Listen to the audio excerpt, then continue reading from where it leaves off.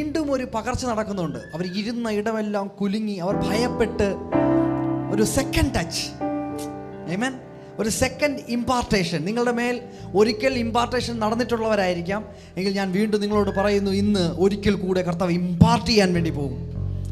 Hallelujah. എന്തിനാ? അതിശക്തമായിട്ട് കർത്താവിനെ നിങ്ങൾ ഉപയോഗിക്കണം. നിങ്ങൾ പോകുമ്പോൾ ഞാൻ വിശ്വസിക്കുന്നുണ്ട്, നമ്മുടെ വാക്കുകൾക്കപ്പുറമായിട്ട് നമ്മൾ തന്നെ സുവിശേഷമാകുന്ന ഒരു സീസണിലേക്ക് നാം വരാൻ പോവുകയാണ്. ആമേൻ, ഹല്ലേലൂയ. പത്രോസിൻ്റെ നിഴൽ തട്ടിയപ്പോൾ അവൻ പ്രസംഗിച്ചില്ല, അവൻ സുവിശേഷം പറഞ്ഞില്ല. അവൻ വഴിയരികിലൂടെ നടന്നു പോയപ്പോൾ അവൻ്റെ നിഴൽ തട്ടി രോഗികൾ സൗഖ്യമായി. ആമേൻ.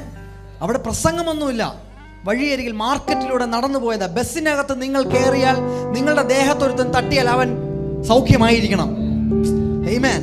നിങ്ങളുടെ ദേഹത്തൊരുത്തൻ തട്ടിയാൽ, നിങ്ങൾ അറിയാതെ ഒരാളെ സ്പർശിച്ചതാ, അവനിലേക്ക് അവന്റെ ദുരാത്മാവ് വിട്ടപ്പ പോണം. എനിക്കെന്തോ ഭയങ്കര സൂയിസൈഡൽ സ്പിരിറ്റ് ആയിരുന്നു. നിങ്ങൾ അടുത്ത് ചെന്നിരുന്നു, ഭയങ്കര സമാധാനം, ഇതുവരെ അനുഭവിക്കാത്ത സ്വസ്ഥത, നിങ്ങളത് ക്യാരി ചെയ്യാൻ പോവുകയാണ്.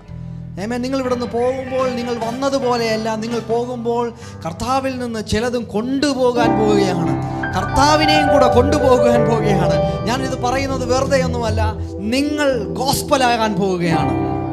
ആമേൻ. നിങ്ങൾ ഗോസ്പലാകാൻ പോവുകയാണ്. നിങ്ങൾക്ക് വേണ്ടി ചിലപ്പോൾ ആരും വേദികളൊന്നും തരത്തില്ല, നിങ്ങൾ കയറി നിൽക്കുന്നിടം വേദിയാകും. ഹല്ലേലൂയ. ഒത്തിരി ചരിത്രത്തിൽ ഒത്തിരി കാര്യങ്ങൾ അങ്ങനെ രേഖപ്പെടുത്തിയിട്ടുണ്ട്. ആമേൻ.